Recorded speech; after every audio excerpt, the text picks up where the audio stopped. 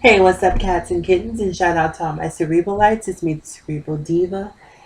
Um, and I wanted to come and talk to you guys because I was sitting here around my house doing my nails, and there was something that just sort of came to mind as I was doing my nails.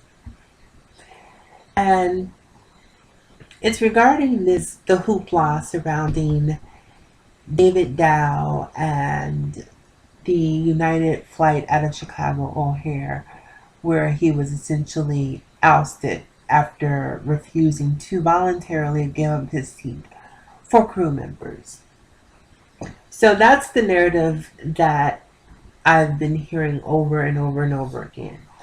Now, one of the things that I've heard recently is that he had already volunteered to give up the seat.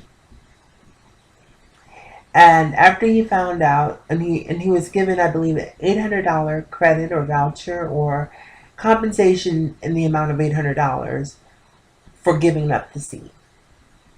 Right? Okay. So after he had agreed to give up the seat for the $800 compensatory option, he found out that he wouldn't be home in time the following day for work, and essentially reneged on giving up his seat and said, "No, I'm not going anywhere." Now, he's, as far as I'm concerned, he's well within his right. If it's voluntary, you can change your mind. You have the right to do that. But what I particularly find interesting about this whole situation, and this is the part where people are probably going to get upset with me, is that the country is disgusted by what happened on camera. I mean, people are boycotting United. The stock has dropped, is plummeting as a result of this, I believe, by 4%. It's been a PR nightmare for United. Okay, and which it should be. This is a good thing, seeing these companies be penalized financially for their wrongdoings. But the thing that bothers me, and here it goes, the thing that bothers me as a black person is, like, when Eric Garner was choked to death, when Mike Brown was basically decapitated, um, countless others. You very often hear people frame the story in, well, why didn't he just comply? Why didn't he just do what he was asked to do? If he would have just done what he was supposed to do, this never would have happened. Now, with this David Dow story, all I'm hearing is outrage. I don't hear anyone questioning or second guessing his actions. Him refusing to get out of the chair, him going limp in the aisle and forcing himself to be dragged out of the cock out of the cabin, excuse me, not the cockpit. I don't hear those questions being posed by anyone. And not that any of the things that he did warranted what happened to him. That's not the point that I'm making.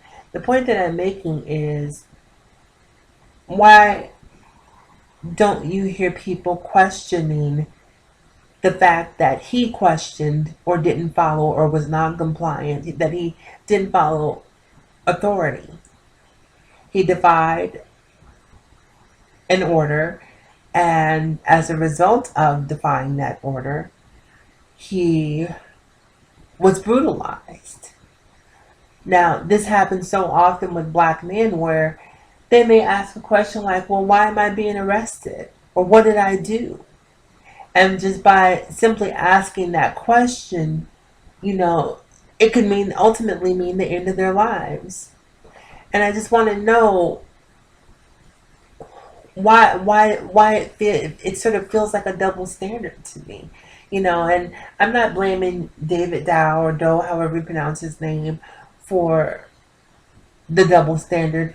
I'm just wondering, am I the only one that sees that there's a double standard in terms of how David Dao was handled, and in terms of public perception of him, based on him being a doctor, based on him being an Asian man, that the country seems 100% behind his sort of mistreatment. But I wonder if the outcome of the outrage would be the same had he have been David Brown or David Williams, if you know what I mean. So anyhow, guys, just a little food for thought. And like I said, if you want to get angry, you want to get your panties in a bunch, then so be it. But this is not necessarily, this is not, I don't even want to quantify it by saying necessarily, this is not an indictment of David Dao. This is not an endorsement of what happened to him. This is just me pondering the difference in terms of perception that our society